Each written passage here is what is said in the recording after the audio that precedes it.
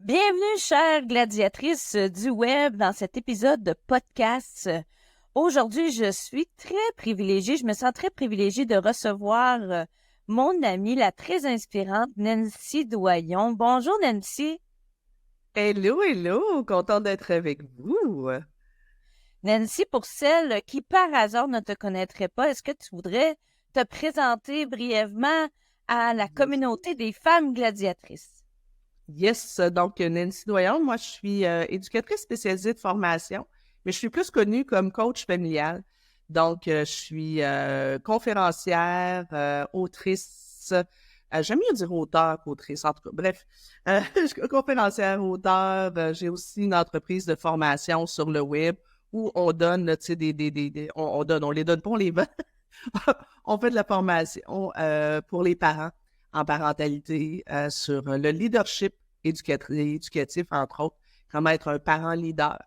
Et je donne aussi de la formation là, dans conférencière, formation là, dans des garderies, à des enseignants aussi dans les écoles, etc. J'ai une bonne équipe avec moi. On est 9 dans mon équipe. J'ai une école de coaching familial. Donc, j'enseigne le coaching familial à des intervenants d'un peu partout sur la planète via le web. On est 5 formatrices dans mon école de coaching familial. J'ai aussi donc une équipe de formatrices et conférencières qui donnent mes contenus un peu partout dans les écoles, dans les garderies. Puis, ben, j'ai mon équipe là, de direction, mon équipe technique aussi là, qui m'aide. Oui, en fait, ce qui est super intéressant, ce matin, on va parler d'un sujet qui concerne toutes les femmes entrepreneurs à l'écoute, hein. C'est la conciliation entrepreneuriat-famille. Puis, on va se dire, j'imagine, si tu n'as pas de famille, ben, tu as ta famille élargie, ton couple, peut-être. Il y a toujours une conciliation à faire. Ce qui est Ça va intéressant, être vie personnelle, oui, c'est entrepreneuriat. ça. Puis là, toi, tu vas en parler parce que tu es une experte dans le domaine, mais aussi, ce qui est intéressant, c'est que tu es une entrepreneur à succès. Donc, tu comprends cette réalité-là que tu partages parce que tu la vis toi-même étant une entrepreneur depuis de nombreuses années. Je t'admire énormément pour ça. Tu as eu beaucoup de succès. Je t'ai vu l'autre fois, tu as fait une publication. Je me souviens plus dans quel pays avec tous tes gens que tu formes à l'étranger, au Maghreb, je pense, hein, Au Liban. entre autres, Ouais, au au Liban. Liban. Je Oui. trouvais ça super inspirant, ta publication. Tu avais plusieurs étudiants à l'international qui te suivaient. C'est vraiment cool. Fait qu'aujourd'hui, c'est ça, je viens de l'annoncer, Yes. on va parler ensemble de conciliation, pas conciliation travail-famille, mais conciliation entrepreneuriat-famille. Je trouve ça super pertinent, Nancy, parce qu'il y a plusieurs gladiatrices qui sont des mamans entrepreneurs. Plusieurs Oui. femmes de ma communauté ont ce chapeau-là de maman en plus d'être entrepreneur. Donc, au début, tu voulais me parler ou nous parler plutôt de la différence entre la conciliation travail-famille, dont on entend souvent parler, et la conciliation entrepreneuriat-famille. Comment tu vois ça?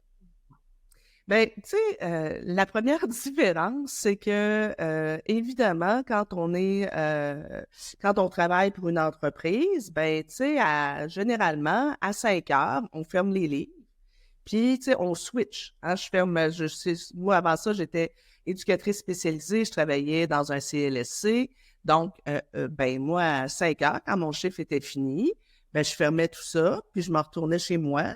Puis s'il y avait une explosion quelque part, ben ça me concernait pas nécessairement.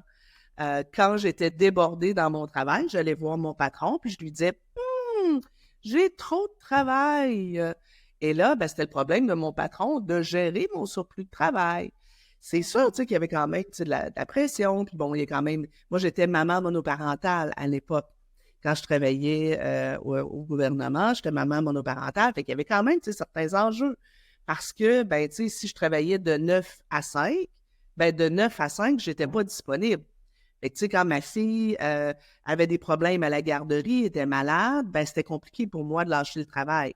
J'avais un nombre X de journées de congés. Je pouvais pas nécessairement être à son spectacle de fin d'année parce qu'il était à 2 heures l'après-midi. Puis je travaillais à cette heure-là. Il fallait que je demande mes vacances. J'avais pas toujours les vacances que je voulais. Fait que, tu sais, il y avait quand même certaines contraintes, certains enjeux. Mais quand tu arrives dans l'entrepreneuriat famille, ben, entrepreneuriat famille, le beau côté, c'est que c'est moi qui fais mon horaire. Tu sais, si mes enfants ont besoin de moi pour quelque chose, ben, je peux organiser mon horaire pour être là pour eux. Je connais des entreprises. Ça amène énormément de... Moi, je pense que c'est un des beaux côtés de l'entrepreneuriat, de pouvoir avoir cette liberté de choisir.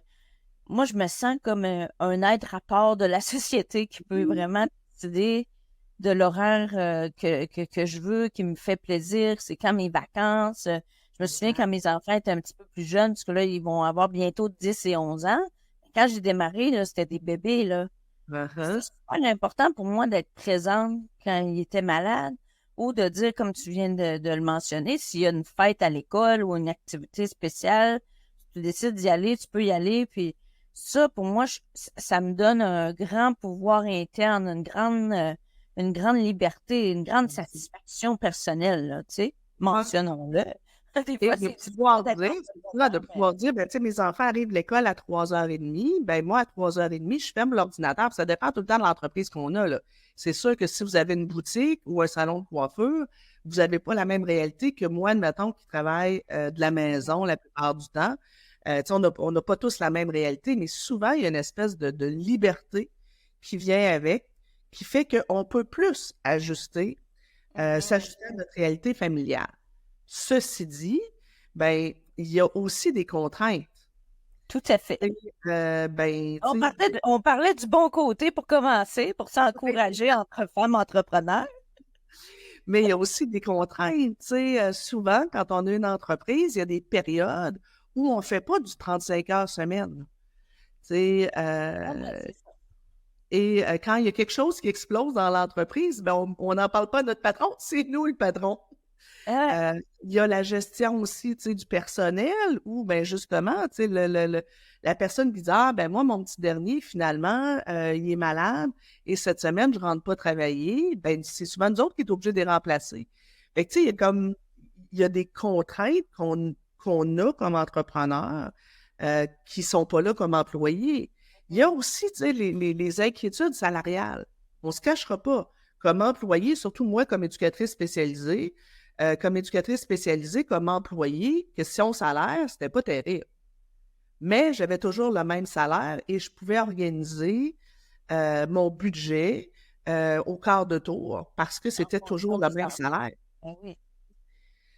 Comme entrepreneur, ben, avec les années, je me suis fait une tabarouette de belle sécurité, une belle aisance financière. Mon entreprise a pris un bel essor. Oups, pandémie, j'avais pas de sécurité d'emploi, fait que quand la pandémie est arrivée, il y a eu un gros crash. Une chance que j'avais mis de l'argent de côté, mais la pandémie serait arrivée 5-6 ans plus tôt. Je pense que je me serais retrouvée à la rue, là, parce que 5-6 ans plus tôt, je n'avais pas dégagé suffisamment de marge pour me mettre de l'argent de côté. Après ça, comme on est sur le web, la pandémie finalement nous a servi. Au départ, ça aidait pas. Mais après ça, post-pandémie, présentement, crise économique, inflation galopante. Oh, c'est pas aussi simple que ça en a l'air. Fait que, il y a des inquiétudes au niveau financier qu'on n'a pas quand on est... moi, ce que j'aime de l'entrepreneuriat au niveau financier, c'est sky is the limit. C'est ça. Ce que j'aime, c'est, hey, il manque 10 000 dans mon budget cette année, qu'est-ce que je pourrais bien faire pour générer 10 000 $? Et là, ben, tu sais, si je peux me retrousser les manches, travailler un petit peu plus une couple de fin de semaine, puis générer mon 10 000, tu sais. C'est ça, de pouvoir générer ce que tu as besoin ou ce que Exact. tu veux générer. Mais la réalité étant que il peut y avoir des cycles dans ton année, malgré le fait que tu es performante, malgré le fait que tu es passionné par ton travail. Puis ça peut créer énormément d'anxiété personnellement et dans ta famille, là. Exact. C'est la réalité. Pression, tu sais, puis le projet que j'ai fait l'année passée, qui a généré, mettons, 100 000 de revenus, cette année, ça se peut qu'il en génère 25. Fait que, OK! Mais tu sais, il y a plein de surprises qui amènent une certaine pression. C'est ça, c'est qu'on peut pas se fier à une constance nécessairement. Ça veut pas dire que ce que tu as fait l'année passée, comme tu viens de le mentionner, ça a fonctionné de cette façon-là, que ça va fonctionner de la même manière cette année. Fait qu'on doit toujours être en mode créativité. On doit Exact. toujours être en disposé, en fait, à se retourner sur un scène. Puis moi, c'est ça, des fois, que je trouve lourd un petit peu, Ah, ah. malgré qu'on tripe sur la créativité quand on est entrepreneur, parce que ça nous garde allumés, ça allume notre feu interne. Mais des fois, tu sais, on se dit, ah, mais il semble que je suis arrivée à un point, là. Ah, là, ça va bien marcher, là. Ça va Ouais. rouler tout seul, entre guillemets. Moi, j'ai des nouvelles clientes, des fois, qui me disent, ah, les revenus passifs. C'est Ouais, c'est un coup à donner, puis après ça va rouler tout seul. ben Bah, ouais, c'est ça. Mais non. ah non. C'est toujours à recommencer dans le sens que il y a toujours un nouveau défi qui te demande de faire preuve de créativité supplémentaire, qui va t'empêcher de dormir un petit peu, qui va te créer plus de soucis, hein, plus de stress. Puis, tu sais, moi, je parle souvent de la santé mentale des entrepreneurs. On a 2 fois plus de chances de souffrir de dépression, d'anxiété quand on est entrepreneur. Pourquoi? Parce que notre tête n'arrête jamais, jamais, jamais, jamais de spinner. Mais tu sais, au-delà de la dépression puis de l'anxiété, on se cachera pas qu'on roule au stress chronique. Oui, c'est bien dit. C'est ça. On n'a même pas besoin de souffrir de dépression pour se dire que on, on a peut-être un petit besoin d'équilibre et d'harmonie supplémentaire. Des fois, tu sais, c'est du bon stress. Tu sais, on est moi, mettons, je suis en lancement de nouveaux produits, je trippe et tout ça, mais ça amène quand même un impact sur ma santé physique, ma santé mentale et mon humeur. Tu sais, je le cacherai pas que, ben, tu sais, je sais pas pour les autres femmes, là, mais moi, comme maman, fatiguée, stressée, ma mèche a drôlement tendance à raccourcir. Ouais. Plus Fait que là, efficace. qu'est-ce que tu fais avec tes enfants dans ce temps-là, Nancy? Tu les Ben, envoies chez leurs amis? mais Allez-vous-en, là. Maman est ils fatiguée. sont envoyés 6 mois chez leurs amis, c'est ça le problème. Mais tu sais, il faut être conscient que cette réalité-là de stress chronique, ça joue sur notre capacité d'être un parent calme, bienveillant, et tu sais, fait que ça amène de l'irritabilité. Et parfois, les enfants se retrouvent à encaisser. Puis là, tu as dit quelque chose sur lequel je veux absolument qu'on vienne, là. Le fameux équilibre. Hein? Ah Moi, ouais. là, pendant des années, mes premières années d'entrepreneuriat, chaque année, tu sais, chaque année, moi, je fais comme mon bilan de l'année d'avant, puis c'est quoi mes objectifs pour la prochaine année. Et chaque année, mon objectif prioritaire, c'était l'équilibre. L'équilibre. L'équilibre. Puis à chaque année, quand je faisais mon bilan, après ça, je faisais « Oups ». Et je me suis rendu compte à un moment donné que je me mettais tellement de pression, puis tout le monde autour m'en parlait, hein. Parce qu'un des éléments aussi que je voulais aborder, c'est que être un entrepreneur, c'est différent qu'être un travailleur. Mais être une entrepreneur féminine, Ah, maman, ça amène aussi une pression différente. hmm. Et moi, je suis conférencière. Je suis entourée d'amis conférenciers. Moi, mes chums de gars conférenciers, là, qui ont des enfants, là, il n'y a personne qui leur pose la question. On dit, ah, ouais, t'es en tournée de formation. Tes enfants, qu'est-ce qu'ils font? Il n'y a personne qui pose ça comme question. Moi, là, demain, je pars à Winnipeg 4 jours. Bon, là, ma fille est rendue grande, là, mais à l'époque, quand je faisais ça, puis que je partais, il y avait tout le temps quelqu'un pour me dire, hé, tu laisses ta fille. Boswell, elle a un père. C'était comme si quand je partais pour aller enseigner au Maroc, au Liban, j'abandonnais ma fille. Un moment donné, elle est rendue à 17 ans, tabarnouche. Et la mère de son chum disait, oh, pauvre petite, ta mère a priorisé sa carrière avant toi. Une chance que ma fille était capable, était équipée de l'envoyer promener, là, mais tu sais, elle entendait des messages. Ta mère est encore partie. Ouais, ta mère t'abandonne, ta mère te laisse tomber, puis ça peut créer des marques dans l'esprit des enfants aussi, tu sais, puis Ben, c'est ça. ça nous crée aussi un sentiment de culpabilité, surtout quand on commence en affaires. Parce que il y a plusieurs personnes autour de nous qui vont avoir des petits messages comme ça, là, pour nous faire sentir. Petit message corrosif. Oui, Mais écoute, des messages corrosifs. sais, puis écoute, moi, je me souviens tellement, le père de ma fille, moi, bon, on s'est séparés très tôt. Lui, il était infirmier. Moi, je suis conférencière. Ben, quand c'était le temps de la remise des bulletins, là, tu sais, à l'automne, au mois de novembre, là, tu sais, il nous envoyait tout le temps l'information, genre 3 jours avant, là. Fait que, tu sais, c'était, écoute, ça arrivait tout le temps le jeudi. Moi, le jeudi, je donne des conférences. C'est pas compliqué. Fait que c'était régulièrement, je pouvais pas aller à la remise des bulletins le soir. Ben, les profs, quand ils désapprouvaient le fait que Emmanuel, il n'y avait personne qui était venu rencontrer ses profs, ils parlaient-tu du père? Ben non. Ah, lui, il ne pouvait pas être là, mais personne ne posait de questions. Moi, je ne pouvais pas être là. Ah, Madame Doyon, tu sais, à un moment donné, c'est important hein, que vous soyez là. Oui, mais avisez-moi pas 3 jours à l'avance. Moi, je suis booké 6 mois à l'avance. Ouais. Ça, je veux dire, Ça, les gens ne comprennent pas non plus cette réalité-là que notre agenda est booké d'avance. ben, c'est ça, tu sais. Puis moi, je peux pas appeler mon patron pour dire, hey, je vais coller malade parce que ma fille, c'est sa remise de bulletin. Ben non, il y a 200 personnes qui m'attendent d'une salle. Les billets sont vendus. Je peux pas, tu sais, je peux pas coller malade. Moi, ça se peut pas. Ouais, Fait puis que, là, tu sais, en fait, ce que tu poses, c'est intéressant, c'est que on vit comme dans un monde parallèle quand on est entrepreneur. Fait que c'est notre perception de ça, en fait, qui doit évoluer, c'est-à-dire qu'on peut se sentir coupable ou on peut juste assumer, puis exprimer calmement que c'est notre réalité puis qu'on est fier que ce soit notre réalité, puis démontrer, en fait, moi, je suis vraiment fière d'être entrepreneur puis de montrer ça à mes enfants, particulièrement à ma fille.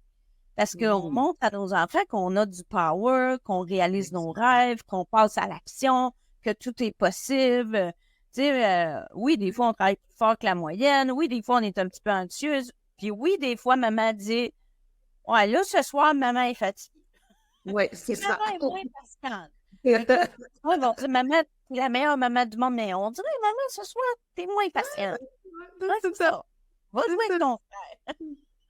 Ouais, parce que moi, j'ai appris à me dire, avec le temps, ces commentaires-là que les gens me disaient, exemple, l'enseignante qui passait un commentaire poche, avec le temps, je me suis dit, OK, Nancy, ça parle d'elle, de ses valeurs, de ses choix de vie à elle, pas des tiens.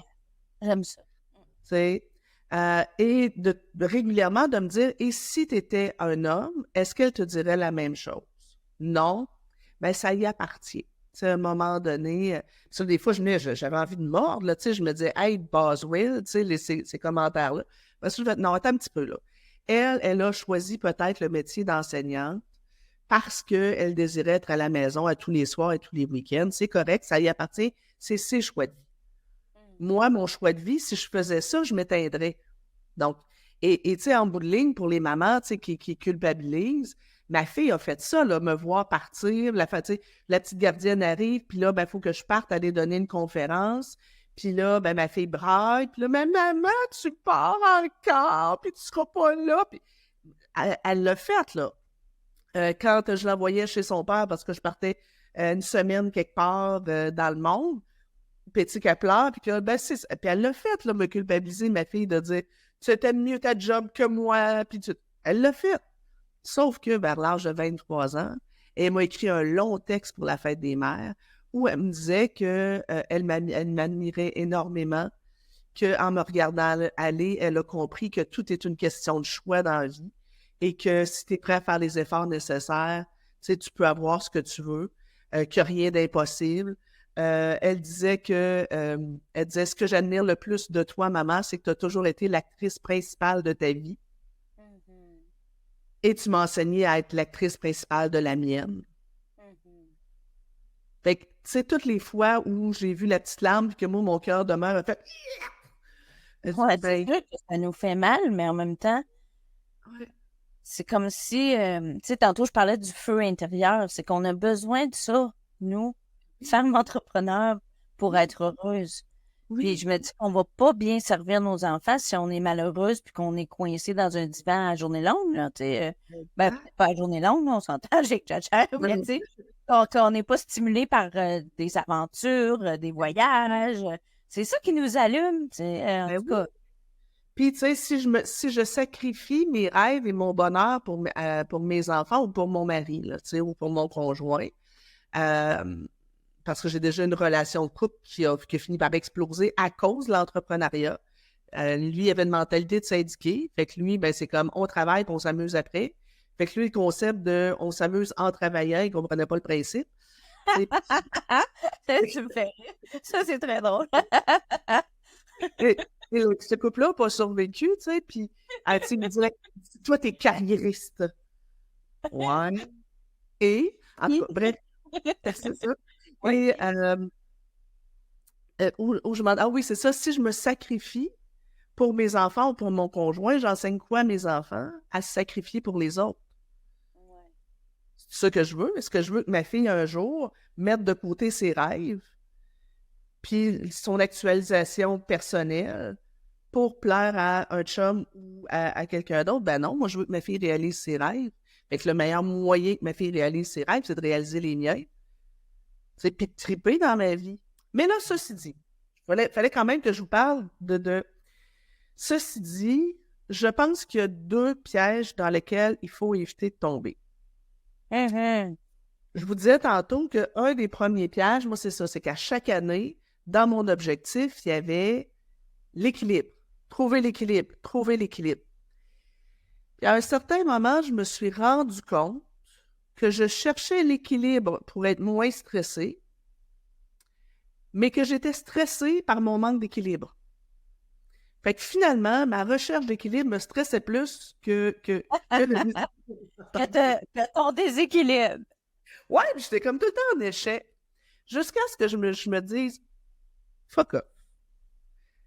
Nancy, tu as choisi un type de carrière qui fait que oui, tu vas travailler des soirs, oui, tu vas travailler des week-ends, oui, il va y avoir des périodes de rush, octobre, novembre, février, mars, c'est des bouts rough, mais l'été, c'est tranquille, tu sais, fait que j'ai fait, OK, mais je vais apprendre à danser avec mon joyeux déséquilibre. Ah, ça, j'aime ça, j'aime ça, j'aime ça. On va le répéter, là. C'est vraiment important. Danser avec mon joyeux déséquilibre. Ah, j'adore. Fait que, tu sais, J'adore. C'est plus que...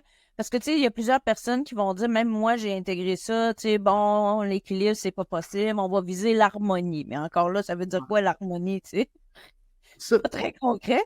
Mais j'aime ça, on va apprendre à danser avec notre joyeux déséquilibre. Parce que, tu sais, au bout du compte, on est déséquilibré dans le sens que, tu sais, on peut pas calculer, en fait, j'en perds les mots, c'est que ça va pas, on peut pas dire, OK, on va faire 50% de travail, 50% de vie personnelle ou 20% de ci, 20% de ça, puis que tout va être calculé à la seconde près. Puis moi, ça me fait beaucoup rire parce que je vais souvent dire à mes clientes, tu sais, moi, je travaille entre 25 40 heures par semaine.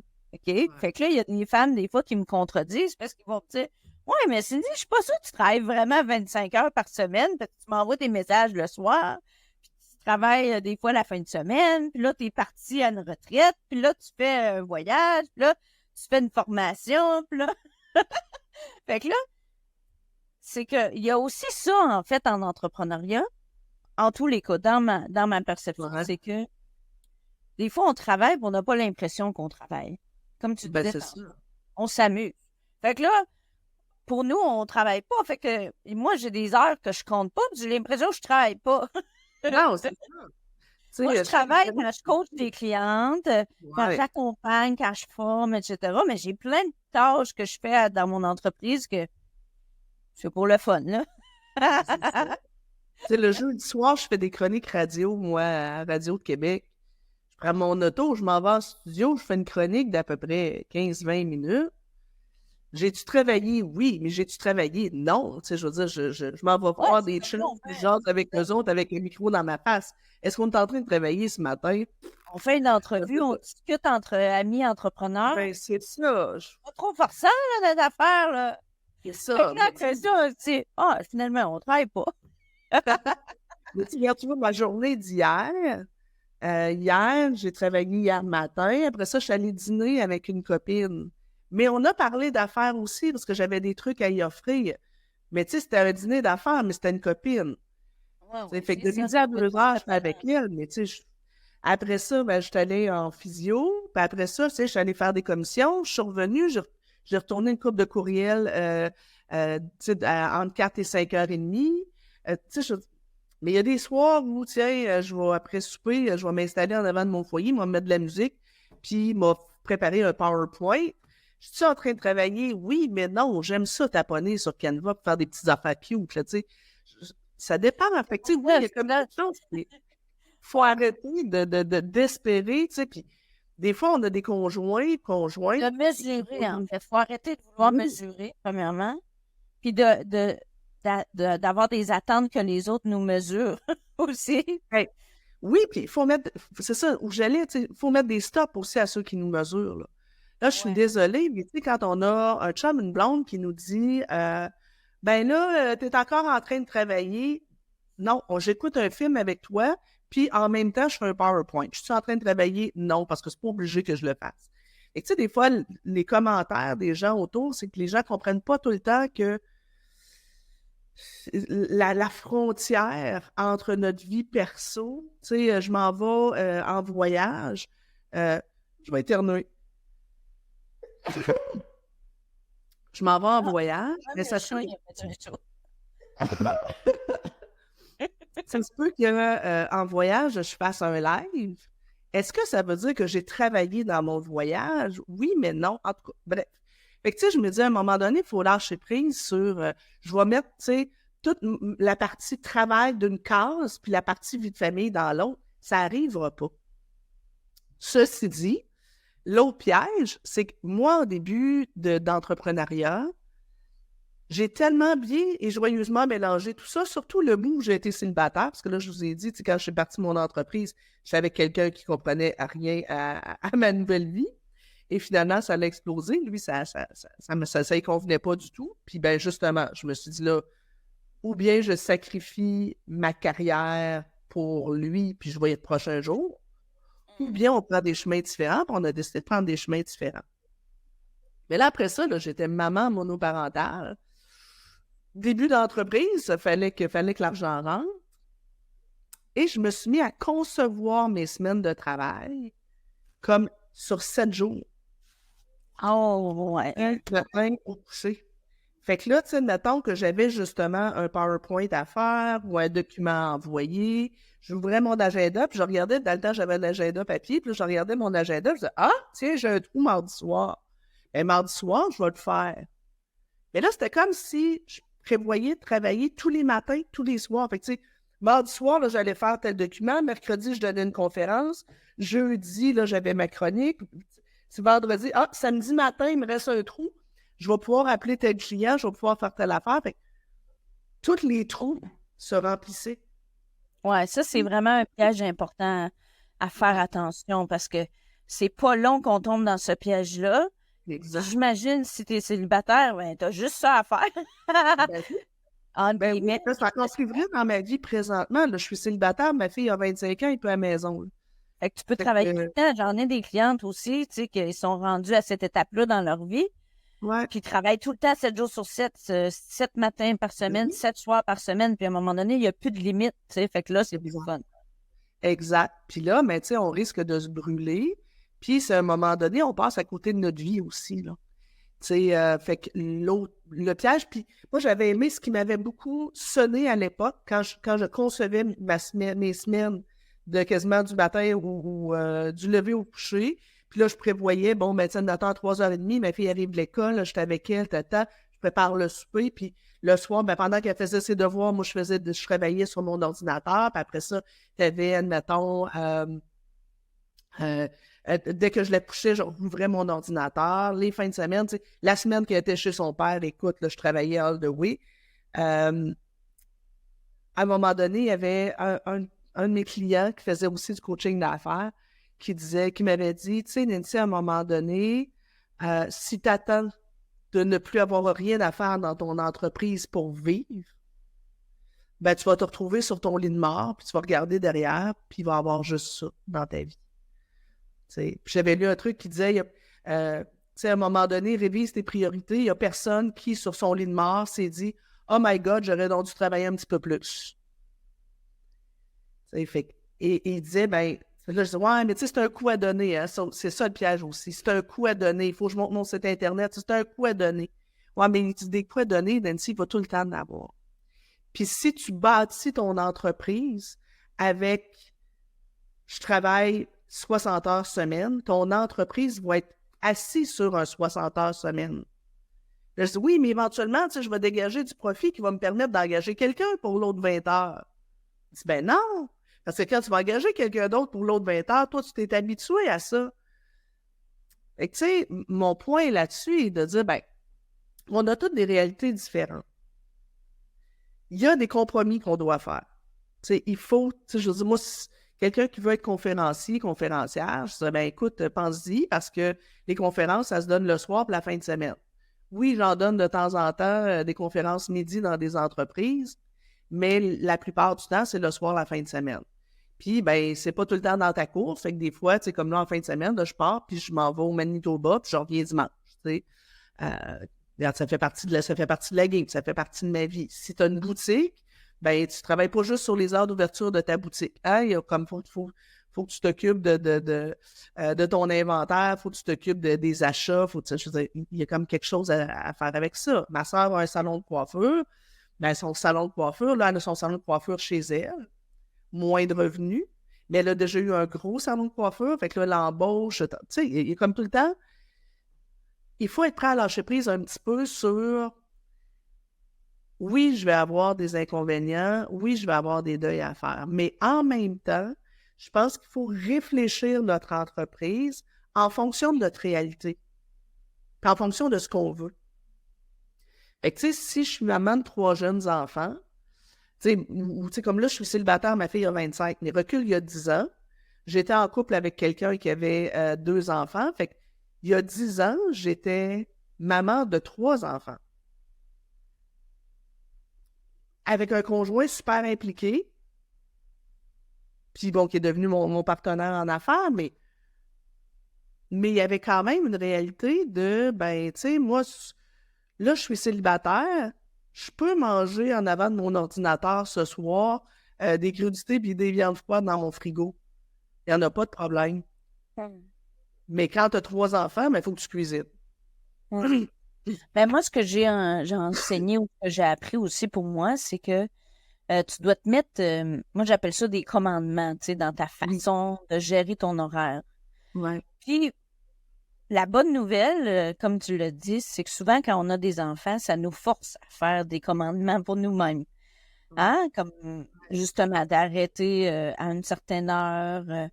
Tu sais, comme moi, je vais arrêter à 3 heures, mes enfants arrivent de l'école, c'est la marche avec mon chien. Puis après ça se peut que je refasse un petit bout à 4 heures jusqu'au souper. Puis ça se peut que je retravaille le soir. Mais si je me dis que je vais travailler tous les soirs puis que je vois pas mes enfants tous les soirs, ben, à un moment donné, ils vont me dire, « Ah, maman, il me semble que ça fait longtemps que tu n'es pas avec nous le soir. » Oh, tu sais, mettons, moi, ça fait 2 week-ends que je suis pas là.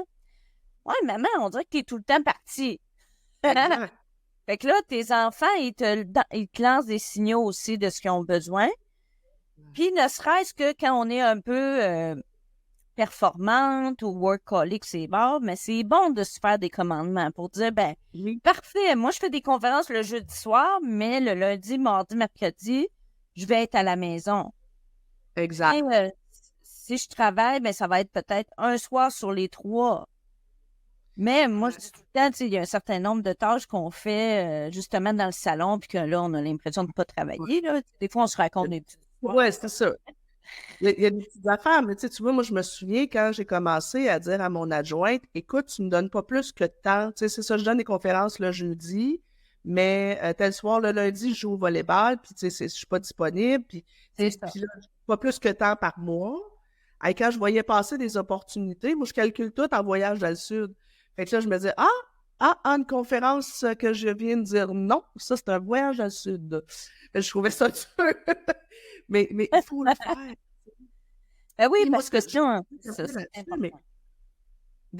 J'aime tes commandements, ça peut être un horaire, mais ça peut aussi être au niveau des contrats relationnels avec ton entourage. Ceux qui veulent en savoir plus, c'est contrats relationnels. Vous écrivez contrats relationnels Nancy Doyon, vous allez trouver ma conférence là-dessus. Mais rapidement, c'est qu'on crée des attentes autour de nous. Entre autres, avec les clients. Ben, Ah. les clients Ah et oui, nos ça, c'est employés quand on en a. Ben, moi, je vous invite à avoir des contrats relationnels clairs avec les gens important. qui disent, ben moi, le soir, la fin de semaine, je suis pas disponible, si c'est ça que vous décidez. Mais une fois que je dis, admettons, à mes employés, si vous voulez me parler, c'est entre 9 et 5, ben, et j'ai un employé qui m'écrit, qui me texte à 7 heures le soir, ben, si c'est une urgence, je vais répondre. Mais si c'est pas une urgence, je vais attendre au lendemain avant de répondre. Parce que les contrats relationnels ne se signent pas avec ce qu'on dit, ils se signent avec ce qu'on fait. Alors, si régulièrement je réponds à mes clients et à mes employés le soir à 10 heures, ben eux autres, dans leur subconscient, c'est que je suis disponible le soir à 10 heures. Et ils vont continuer de le faire. Moi, là, j'ai vraiment ma ligne téléphonique de l'entreprise. Ben, tu sais, hier soir, le téléphone a sonné, je soupais avec un ami. Il dit, tu réponds pas? Je dis, non, c'est mon téléphone de l'entreprise. Et lui aussi, c'est un entrepreneur. Il dit, ben, moi, je réponds. Ah, ben, pas moi. Parce que si je réponds ce soir, ils vont continuer de m'appeler le soir. Non, oui. Ils vont laisser un message. Oui, mais si c'est une urgence. Si c'est une urgence, ils appelleront 9 heures. Non? Oui, oui, c'est ça. Il faut se mettre des règles comme ça parce que sinon on devient dépendant de trop de monde autour de nous. Tu sais, Exact. on répond à leur réalité à eux, à leurs règles à eux, à leurs commandements à eux. Euh, Tu sais, moi, moi, j'ai... régulièrement, je me dis, oui, je vais faire pas du monde à cœur ouvert, là. Fait que, tu sais, hein, on Ouais, ouais. s'entend, là. Moi, j'ai adoré ça, Nancy. Tu es venue à un de mes événements lors de mon lancement de livre. Tu avais parlé des contrats relationnels. On va partager dans la description du podcast, d'ailleurs, un de tes outils qui parle de ça. C'est super intéressant parce que, justement, ça te permet de gérer les attentes autour de toi, que ce soit avec ta famille, avec tes clients, etc. Puis ce que tu dis, en fait, ce qu'il faut retenir, c'est que si tu te fais abuser, en fait, c'est que c'est toi qui l'as cherché. Parce que Oui. tu as permis à l'autre personne d'abuser de toi, entre guillemets, là, De laisser ça s'installer. de laisser ça s'installer. Oui, bien j'avais peut-être pas le bon mot, là, mais puis des fois, il y a des gens qui vont abuser de nous, hein, aussi dans le monde de l'entrepreneuriat, parce qu'ils vont toujours en demander plus. Fait que c'est super important de nommer nos attentes, puis de nommer notre façon de fonctionner. Puis ça, c'est un apprentissage aussi quand on démarre en affaires.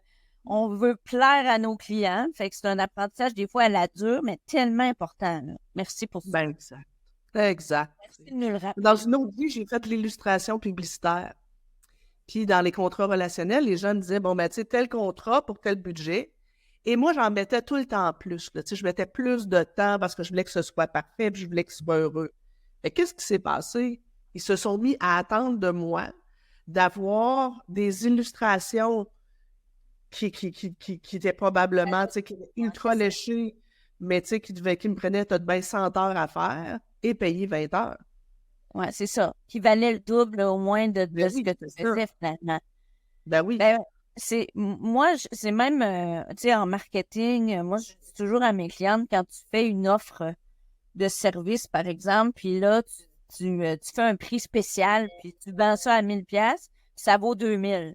Moi, je Ouais. dis au moins, tu mentionnes le prix que ça vaut, tu sais, pour que la personne sache que la prochaine fois que tu vas y charger 2000, c'est parce que tu lui as fait un privilège la première fois Ouais. Ben pour oui. gérer les attentes, là, tu sais. C'est pas tout à fait la même affaire, mais en même temps, je trouve que on crée des attentes autour de nous sans s'en rendre compte. Il faut être conscient. En fait, tout ce que tu dis aujourd'hui, Nancy, tu sais, tu nous as parlé des attentes qu'on crée autour de nous, des contrats relationnels, des pièges à éviter, comme l'équilibre à tout prix, c'est difficile. Oui. Je pense que toute la conversation qu'on a eue aujourd'hui ensemble, Nancy, c'est de prendre conscience des pièges dans lesquels on peut tomber pour être une meilleure entrepreneur, une meilleure femme, une meilleure maman. Parce que quand tu es consciente des choix que tu fais, ben, tu t'assumes plus. Puis quand tu t'assumes plus, tu es dans ton pouvoir. Puis quand tu es dans ton pouvoir, tu as plus de confiance en toi. Donc, tu es une meilleure maman, une meilleure entrepreneur, etc. Exact. Exact. Mettre moins de pression aussi, là, tu sais. Ben oui, tu sais, c'est ça. Puis si tu nous écoutes, là, puis tu es en démarrage d'entreprise, ou que ça fait pas si longtemps que ça que tu roules ta bosse en affaires, sache que c'est un apprentissage. Là. Moi, ça fait 15 ans que j'étais en affaires, puis À tous les jours, j'apprends. À tous les jours, j'apprends. Puis les premières fois que je parlais avec toi, Nancy, de contrat relationnel, mon Dieu, que je te trouvais hot, là, tu sais, de t'affirmer, puis de mettre tu sais, de dire tes attentes, puis qu'est-ce que tu voulais des gens autour de toi, puis je l'ai conscientisé, je l'ai appris, maintenant je le fais de plus en plus, puis je suis vraiment fière de ça, parce que à un moment donné, tu t'arrêtes de te faire marcher ses pieds par les autres, puis tu dis, ben, c'est comme ça. Moi, exemple, avec mon conjoint, à un moment donné, j'ai dit, gars, je suis en affaires, fait que des fois, je pars. Des fois, je suis pas là, puis c'est comme ça. C'est ça. Puis il y a Si plein tu veux pas une d'avantages à prendre en ça. affaires, va en prendre une autre, parce que moi, ça va être ça. Ben oui, C'est c'est ça. ça le deal avec moi. Faut s'affirmer, en fait. Ah C'est ça oui. qui est intéressant comme entrepreneur, c'est que ça nous oblige, comme femmes, Mm. à augmenter son pouvoir personnel en s'affirmant. Fait que je Ouais. trouve que c'est une bonne chose. C'est une bonne chose. Puis peut-être qu'on ne sera pas équilibré, peut-être qu'on ne conciliera pas de façon parfaite, mais au moins on a de la joie dans nos travails, dans nos jobs d'entrepreneur. Fait que je pense que c'est ça qu'il faut retenir aujourd'hui de notre conversation. Yes, cher. Merci énormément, Nancy, d'avoir accepté mon invitation au podcast des gladiatrices du web. Ça m'a fait plaisir.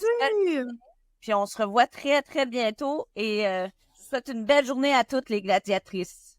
Bye! Bye bye.